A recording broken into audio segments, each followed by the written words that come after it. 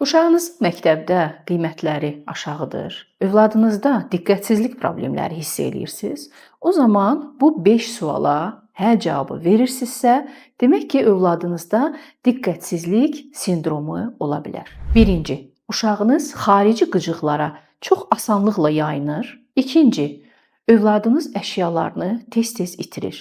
Kitabını, qələmini, dəftərini məktəbdə qoyub gəlir. Üçüncü, övladınız tapşırıqları sonacan etmir, yarımçıq qoyur. Dördüncü, çox sadə tapşırıqları yerinə yetirəndə ehtiyatsızlıqdan səhvlər edir. Beşinci, övladınız uzun müddətli zehni səy tələb eləyən tapşırıqlardan, məsələlərdən qaçır, onları sevmir. Əgər siz bu 5 suala hə cavabı verdinizsə, demək sizin uşağınızda diqqətsizlik sindromu var və məktəbə qədər bu problemləri çox az miqdarda dərman və bəzən isə aparat terapiyaları, neyromodulyasiya vasitəsilə düzəltmək olar və uşağınızın məktəb qiymətləri yüksələ bilər.